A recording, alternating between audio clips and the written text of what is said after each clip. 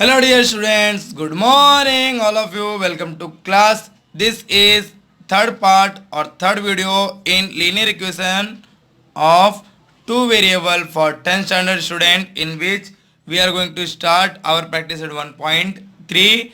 Before the practice set 1.3, we will study our some basic concept and the formula made for Cramer's rule. मतलब कि Cramer's rule का जो formula बना है वो फॉर्मूला बना कैसे है वो भी हम क्या करेंगे इसमें डिस्कस करने वाले हैं। उसके पहले हम डिटर्मिनेंट पढ़ते हैं। सबसे पहले डिटर्मिनेंट हमारा बेस है, तो डिटर्मिनेंट हमें पहले पढ़ना होगा प्रैक्टिस सेट 1.3 के लिए। तो डिटर्मिनेंट की मैंने डेफिनेशन लिखी है, जो कि डेफिनेशन आपको भी नहीं समझ में आ रही होगी, बहुत बेकार डेफिनेशन है ये, क्योंकि डिटर्मिनेंट छोटे लेवल का कंसेप्ट नहीं है। ये लेवल 10th के बाद आता है 12th में, जहाँ पे आप यूज़ करते हो डिटरमिनेंट को ज़्यादा करके, और 12th के बाद में आपको एग्जैक्टली पता चलता है what is the meaning, real meaning of determinant. मतलब इसको हम कहाँ, कैसे, कब, क्यों, किस लिए यूज़ करते हैं वो आपको 12th के बाद पता चलता है। तो उसके पहले हमें सिर्फ यही देखना है। अभी हम खाली डेफिनेशन मैंने लिख दिया आपके सेटिस्फैक्शन के लिए, बट हम इसको रियल फॉर्म में नहीं पढ़ पाएंगे क्योंकि हमें समझ में नहीं आएगा। तो इसको हम बेसिकली पहले डेफिनेशन रीड कर दें। What is the meaning of definition.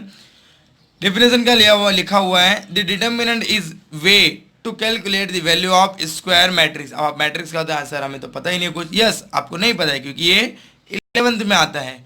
और it is way in which we can connect matrix and real number. मतलब आपको इतना बता दूं मैं, क्या है ये क्या है पता है, ये रियल नंबर है आपका जो हमारा नंबर्स होते हैं, और ये मैट्रिक्स नंबर्स की एक अलग दुनिया। क्लियर, समझ में आई। नंबर्स की सिर्फ दुनिया रियल नंबर ही नहीं है, नंबर्स की दुनिया रियल नंबर से भी बहुत बड़ी है। कॉम्प्लेक्स नंबर है, मैट्रिक्स है, बहुत सारे नंबर हैं। तो वह ओके, तो मैं क्या बता रहा था आपको कि रियल नंबर ही एक दुनिया नहीं है नंबर्स की दुनिया रियल नंबर के अलावा भी बहुत सारी हैं। तो वो सारी दुनिया भी आपको नहीं मिलेगी। वो सारी दुनिया आप जब 10th के बाद साइंस पिकअप करोगे देन मिलेगी। तो रियल नंबर ये समझो रियल नंबर है, और ये मैट्रिक्स है। अब ये दोनों को कनेक्ट करने का काम कौन करता है? डिटर्मिनेंट। कौन काम करता है? डिटर्मिनेंट। मतलब अगर आप मैट्रिक्स के ऊपर डिटर्मिनेंट अप्लाई करते हो तो आपको एक परफेक्ट नंबर मिल जाएगा, जैसे कि रियल नंबर मिलता है 1 2 3 -1 -2 1/2 1/4 3/4 5/6, कुछ भी नंबर्स। तो वो आपको कहाँ मिलते हैं? सिर्फ रियल नंबर में। मैट्रिक्स में आपको ऐसा नंबर नहीं मिलेगा। मैट्रिक्स में एक अलग ही दुनिया है। अगर मैं मैट्रिक्स को डिनोट करूँ तो मैट्रिक्स को हम कुछ इस तरह से लिखते हैं। क्लियर, ये स्क्वायर ब्रैकेट के अंदर हम मैट्रिक्स को लिखते हैं। जैसे कि आप लिखते हो डिटर्मिनेंट को A B C D। Clear, आप इस तरह से भी लिख सकते हो, या फिर आप अगर कोई और फॉर्मेट यूज़ करते हो तो आप उस तरह से भी उसको लिख सकते हो। कोई A B C D ऐसा भी लिखता है, चलेगा, आप कैसे भी लिखो, मुझे कोई प्रॉब्लम नहीं है उसमें। तो हम स्टैंडर्डली जो हमारे बुक में दिया हुआ हम उससे जाएंगे। A यहाँ पे आएगा, B यहाँ पे, C यहाँ पे, और D यहाँ पर आएगा। तो ये होता है हमारा मैट्रिक्स। अब मुझे अगर इसको डिटरमिनेंट में लिखना है तो मैं डिटरमिनेंट में लिखूंगा A C B D। Clear, ये डिटरमिनेंट हो गया। मतलब इसकी कुछ ना कुछ तो वैल्यू आएगी। वैल्यू क्या आएगी? क्रॉस मल्टीप्लाई करने पे A into D minus C into B। तो ये जो वैल्यू आती है इसको हम बोलते हैं रियल नंबर। मतलब मैट्रिक्स की एक रियल नंबर की वैल्यू निकालने के लिए हमें हेल्प चाहिए, और वह हेल्प कौन प्रोवाइड करता है? डिटर्मिनेंट प्रोवाइड करता है। तो बेसिकली डिटर्मिनेंट बहुत अलग दुनिया की चीज़ है। हमें वो नहीं देखना है, हमें सिर्फ देखना है कि हमारे टेक्स्ट बुक में डिटर्मिनेंट के बारे में क्या दिया हुआ है। तो अपनी टेक्स्ट बुक में दिया हुआ डिटर्मिनेंट के बारे में A यहाँ पर होता है, B C D, और इनको क्या करना होता है? हमें क्रॉस मल्टीप्लाई। मतलब ये नंबर मल्टीप्लाई होगा इससे और ये नंबर मल्टीप्लाई होगा इससे। मतलब इसकी आंसर क्या आती है? A into D minus B into C. ये क्या होता है? इसका नंबर होता है। अब हमें ये भी देखना होता है। देखो, मैं आपको और सारी चीज़ें बताऊँ जो आपकी टेक्स्ट बुक में भी लिखी हुई हैं और जो आपकी टेक्स्ट बुक में बाहर से भी हैं।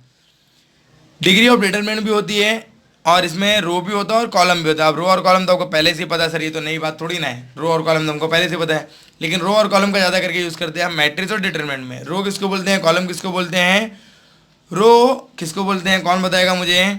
और कॉलम किसको बोलते हैं? कॉलम मतलब होता है, यस, कॉलम क्या होता है? कॉलम मतलब होता है बेटा, कॉलम मतलब क्या होता है? कौन बताएगा मुझे? कॉलम मतलब होता है कि अगर आपने हॉरिजॉन्टल लाइन ली है, गलत, वर्टिकल लाइन ली है, मतलब जो आपकी वर्टिकली होते हैं वो क्या होते हैं? आपके कॉलम होते हैं। क्लियर, और जो हॉरिजॉन्टली होंगे वो क्या होंगे? आपके रो।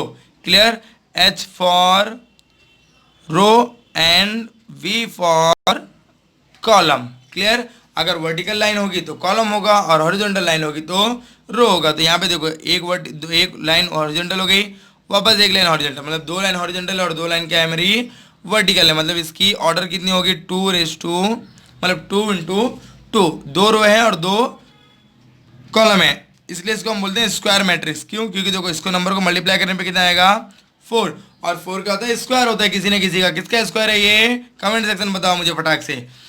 तो ये क्या होगा मेरा 2 × 2, मतलब दो रो और दो कॉलम, मतलब number of row number of column अगर सेम होता है तो हम उसको बोलते हैं स्क्वायर मैट्रिक्स। ये मैंने 11th का आपको पढ़ा दिया थोड़ा सा, और इसी की वजह से हम निकलता है ये ऑर्डर। ऑर्डर क्या होता है? मैट्रिक्स का भी ऑर्डर होता है, जैसे ही आपका डिग्री ऑफ पॉलिनोमियल होता है वैसे डिग्री ऑफ मैट्रिक्स और ऑर्डर ऑफ मैट्रिक्स भी होता है। तो इसकी डिग्री कितनी होगी 2, क्योंकि ये क्या है 2 × 2 है। अगर 3 × 3 होता तो इसका डिग्री कितना होता बेटा 3 होता। एकदम सही, वेरी गुड। तो करना क्या है, हमें सिर्फ देखना है, हम ऐसे लिखते हैं डिटर्मिनेंट को और इसको हम ऐसा मल्टीप्लाई करते हैं और इसके बाद इसका कुछ तो नंबर आता है। बस डिटर्मिनेंट आपके लिए इतना ही है। तो अगर मैं आपको बताऊं डिटर्मिनेंट सॉल्व करके, तो सॉल्व करते हैं। यहाँ पे देखो 5 3 7 9 ये डिटर्मिनेंट जो दिया हुआ है, तो इसको हम सॉल्व कैसे करेंगे? 5 × 9 एक ब्रैकेट में, फिर दोनों के बीच में क्या आता है माइनस, फिर क्या होगा 3 × 7, इसका आंसर कितना होगा 5 9 = 45। क्लियर, माइनस 7 3 = 21, माइनस करो इसको, 5 - 1 4 4 - 2 2, मतलब आंसर कितना आएगा 24। क्लियर। तो डिटरमिनेंट सॉल्व कैसे करते हैं आपको समझ में आ गया बेटा? एकदम क्लियर, एकदम इजी मेथड है डिटरमिनेंट को सॉल्व करने का, बहुत ज़्यादा इजी है। अब इसके बाद हम मूव करते हैं हमारा क्रेमर रूल्स पे। तो क्रेमर रूल एग्जैक्टली होता क्या है? तो क्रेमर रूल के बारे में पढ़ने से पहले हमें डिटरमिनेंट हमने क्लियर कर लिया, यस क्लियर कर लिया। अब क्रेमर रूल्स पे मूव करते हैं। तो क्रेमर रूल्स को सॉल्व करने के लिए हमारे पास ऑब्वियस ही बातें हैं, दो इक्वेशंस होने चाहिए। तो दो इक्वेशन में ले लिया a1x + b1y that is equal to c1। Equation भी कैसा होना चाहिए? x और y लेफ्ट साइड में होनी चाहिए और c मतलब जो कांस्टेंट नंबर है वो क्या होना चाहिए मेरा राइट साइड में होना चाहिए। और जो मैंने सेकंड इक्वेशन पिकअप किया वो क्या है 2x + b2y that is equal to c2। Clear. अब मुझे करना है वैल्यू फाइंड करना है, find the value of x and y। तो कैसे करेंगे आप? क्रेमर रूल सर मुझे दिया हुआ मैं डायरेक्टली फॉर्म कर लूँगा। डायरेक्टली हमें पता है a1 a2 लेना है, b1 b2 लेना है, कब c1 c2 लेना है, हमें तो सब पता है, हम वैसे सॉल्व कर लेंगे। बट उससे पहले हम इसको सॉल्व करके देखते हैं वो फॉर्मूला बनता कैसे। जो आप लिखते हो x that is equal to, हम फॉर्मूला लिखते हैं x is equal to dx/d, y is equal to dy/d। तो वो फॉर्मूला कैसे बना वो हम स्टडी करने वाले हैं। तो फॉर्मूला बनाने के लिए मुझे क्या करना होगा? इसको साइमल्टेनियस मेथड से सॉल्व करना होगा। अब आप क्या बोलते हो किसको मुझे निकालना चाहिए? x y का वैल्यू पहले निकालना चाहिए, x का वैल्यू निकालना चाहिए? तो मैं सबसे पहले आपकी बुक में दिया हुआ है, आपकी बुक में दिया हुआ है, इन्होंने फाइंड किया है x का वैल्यू, पहले हम y की फाइंड करते हैं। तो y की वैल्यू फाइंड करना मतलब मुझे x को एलिमिनेट करना होगा। मतलब फर्स्ट इक्वेशन में मुझे सबसे पहले मैं इक्वेशन दे देता हूँ, equation number 1 and it is equation number 2। तो मैं इक्वेशन नंबर 1 में क्या करूँगा? इक्वेशन नंबर 1 क्या काम है यहाँ पे? a2 काम है। Equation number 1 × a2। क्लियर। तो मेरा क्या आ जाएगा a1 a2 x + b1 a2 y that is equal to c1 a2। Clear. अब मेरे यहाँ पे क्या आ जाएगा a1 a2x + b2 a2y that is equal to c2 a2। Clear, समझ में आया आपको? तो मैंने अगर नंबर से मल्टीप्लाई किया है तो जिस नंबर से मल्टीप्लाई किया वो नंबर सीधा कहाँ पे जाएगा? लास्ट में। क्लियर। मैंने a2 से मल्टीप्लाई किया, यहाँ पे भी लास्ट, यहाँ पर भी लास्ट और यहाँ पर भी लास्ट। क्लियर, समझ में आ गया आपको बात? समझ में एकदम क्लियर बेटा। तो ये हो गया मेरा equation number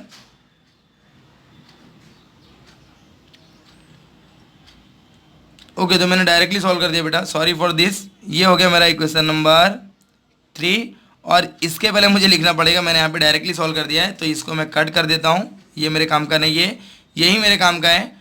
a1 a2x + b1 a2y a2y that is equal to c1 a2 equation number 3। अब यहाँ पे क्या कमी है? a1 की कमी है, तो मैं क्या लिखूँगा? Equation number 2 multiply by a1। अगर a1 से आप मल्टीप्लाई करोगे तो क्या जाएगा? a1 भी बाद में आएगा तो क्या जाएगा? a2 a1x + b2 a1y that is equal to c2 a1।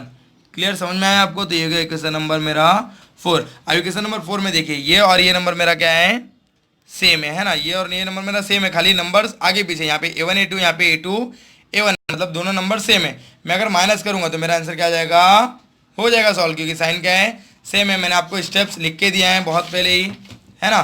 तो मुझे क्या करना है, माइनस करना है। तो सबसे पहले मैं यहाँ पे वापस अपने नंबर्स को पिकअप कर लेता हूँ। क्या था, A1 A2x plus B1 A2y that is equal to C1 A2, ये मेरा इक्वेशन नंबर 3।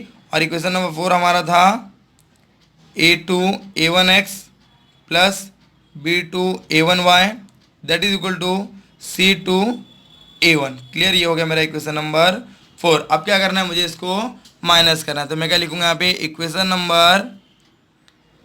नंबर किसको माइनस करना है, जिसका मन करे उसको माइनस कर लो।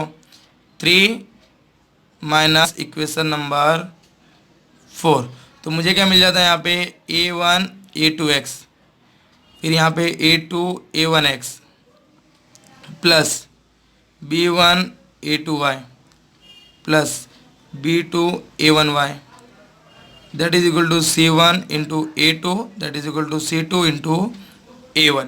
क्लियर। अब माइनस किया है मैंने तो मेरी साइन क्या जाएगी, चेंज हो जाएगी, प्लस से क्या हो गई, माइनस, ये दोनों सेम है, क्या हो गए, कैंसिल। अब मेरे पास बचा क्या यहाँ पे, B1 A2 minus B2 A1, इसके पास भी क्या है, y है, इसके पास भी y है, that is equal to C1 A2 minus C2 A1।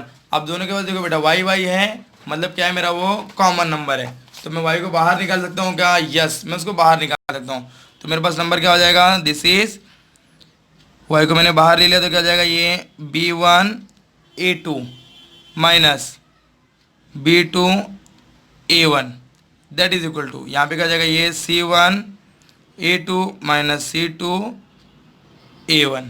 Clear. अब ये नंबर हो गया मेरा। अब मुझे क्या करना है, इसको डिवाइड करना है। तो y का आंसर क्या हो जाएगा, C1 A2 minus C2 A1 upon, यहाँ पे क्या होगा, B1 A2 minus B2 A1। अब ये नंबर आ तो गया है, बट ये वो उस फॉर्मेट में नहीं है जिस फॉर्मेट में हमें चाहिए। तो उस फॉर्मेट में लाने के लिए हमें क्या करना पड़ेगा, इसको चेंज करना पड़ेगा। चेंज मतलब ये A1 नंबर हमेशा आगे आता है और A2 नंबर पीछे आता है। मतलब मुझे इसको माइनस कॉमन अगर मैंने लिया तो मेरा नंबर क्या हो जाएगा, ये चेंज हो जाएगा। कैसा हो जाएगा, ये माइनस का क्या हो जाएगा, प्लस। तो मैं इसको लिख सकता हूँ A1 C2, ये प्लस का माइनस हो गया, मतलब ये हो जाएगा A2 C1। क्लियर। और यहाँ पे भी मैंने माइनस कॉमन लिया, नीचे भी, तो क्या आ जाएगा मेरा A1 B2 minus A2 B1। कभी भी याद रखना A1 और A2 वाला नंबर क्या होता है, हमेशा आ गया था। माइनस माइनस कैंसिल, तो नंबर क्या आ जाएगा, A1 C2 minus A2 C1 upon A1 B2 minus A2 B1। Clear. अब मैं क्या कर सकता हूँ, इसको, ये मेरी y की वैल्यू है, y की वैल्यू अगर मैं पुट करूँ या फिर मैं सॉल्व करूँ डायरेक्टली x के लिए अलग से, तो मेरा जो x का आंसर आएगा, जैसे मैंने y के लिए सॉल्व किया वैसे क्या करना पड़ेगा आपको, x के लिए सॉल्व करना पड़ेगा। आप ये वैल्यू अगर उठा के आप पुट करने जाओगे तो बेटा बहुत ज़्यादा डिफिकल्ट हो जाएगा हमारे लिए सॉल्व करने के लिए। तो हम क्या किए, जैसे मैंने x के लिए सॉल्व, y के लिए सॉल्व किया, वैसे क्या करना पड़ेगा आपको x के लिए। और x का आंसर भी क्या मिल जाएगा आपको, कुछ इस तरह से मिल जाएगा, C1 B2 minus C2 B1 upon A1 B2 minus A2 B1। अब जरा नज़र डालो बेटा, देखो नीचे का जो नंबर है डिनोमिनेटर में, वो दोनों जगह पे क्या है, सेम है। अब मैं क्या इसको ऐसा लिख सकता हूँ, मुझे क्या पता था, जो नंबर यहाँ पर है वो क्या होता है, हमेशा टॉप पे आता है, और C2 मेरा यहाँ पे आएगा। यहाँ पे भी क्या होता है, जो मेरा A2 आगे वाला नंबर है वो यहाँ आता है, और जो पीछे वाला नंबर वहाँ पे। ये मेरा डिटरमिनेंट बन गया है ना। डिटरमिनेंट को हम ऐसे लिख सकते हैं, ये इसमें मल्टीप्लाई होता है और ये इसमें, और नीचे वाले को हम कैसे लिख सकते हैं, इसका डिटरमिनेंट कैसे बनाएंगे, A1 यहाँ पर ही होगा मेरा, यहाँ से मैंने A2 ले लिया, ये मेरा हो गया B1, और ये वाला मेरा यहाँ पे नीचे आ गया B2। क्लियर, समझ में आ गया आपको। तो ये मेरा कुछ इस तरह से बन गया। मेरा x का भी कुछ ऐसे ही बनेगा, यस बनेगा। ये क्या जाएगा मेरा C1, फिर मेरा C2, देन यहाँ पे क्या होगा B1 और फिर B2।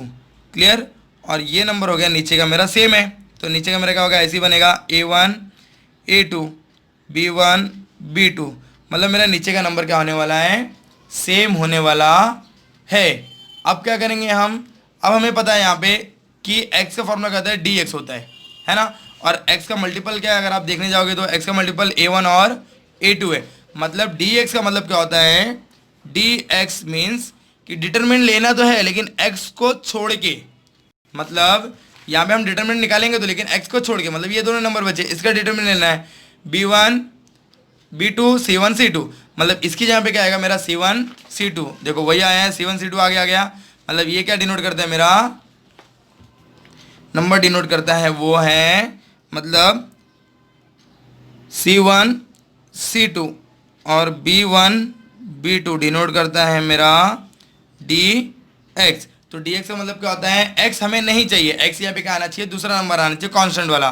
दूसरा हमारे पास क्या है, हमारे पास है a1 a2 c1 c2। अब देखो यहाँ पे b का नंबर नहीं है, b नहीं है मतलब कौन सा नंबर, y का मल्टीपल्स नहीं है, मतलब क्या हो गया dy। और जो मेरा थर्ड है लास्ट वन जो सबको डिवाइड कर रहा है a1 a2 b1 b2, मतलब इसमें x और y दोनों ही है, तो इसको हम लिखते हैं d। इसलिए हमारा जो x का फॉर्मूला हो जाता है वो ये है, दिस डिवाइड बाय दिस। तो x का फॉर्मूला होता है dx बाय dx, और y का फॉर्मूला होता है दिस डिवाइड बाय दिस, मतलब dy अपॉन d।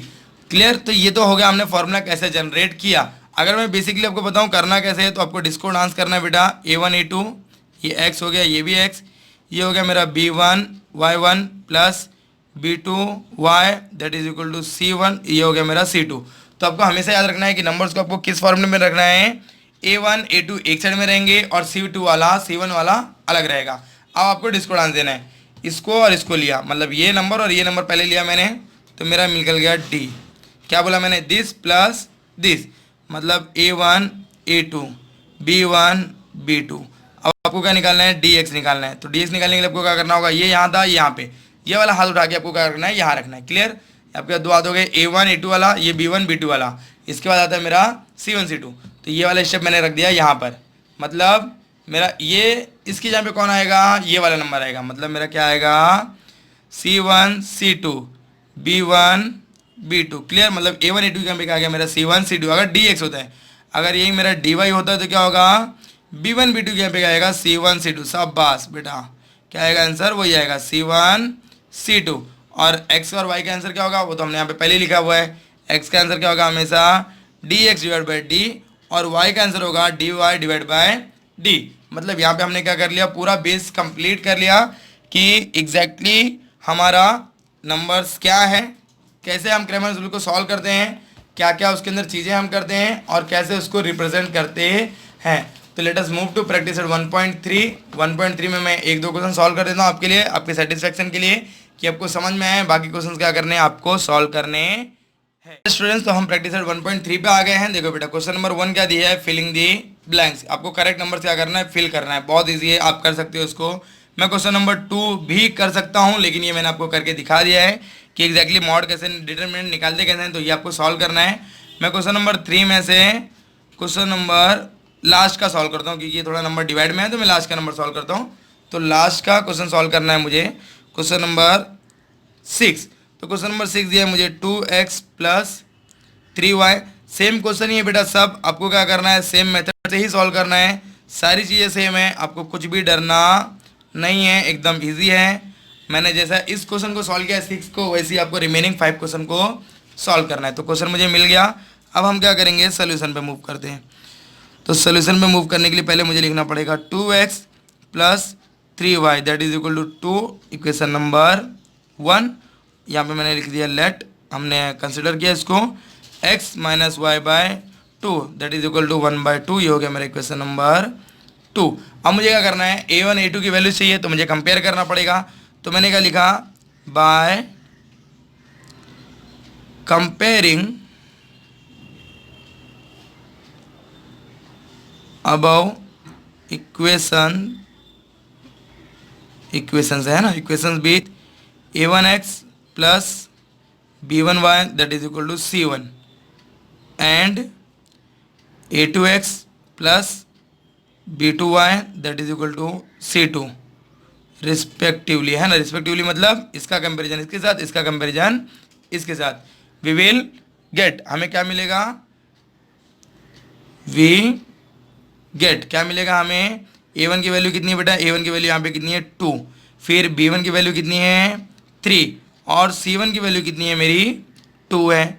अब मैं यहाँ पे A2 को कंपेयर करता हूँ, A2 की वैल्यू कितनी है 1, B2 की वैल्यू कितनी है यहाँ पे -1/2 और C2 की वैल्यू कितनी है 1/2। क्लियर, ये मिल गया मुझे। अब मुझे क्या फाइंड करना है, सबसे पहले D फाइंड करना है।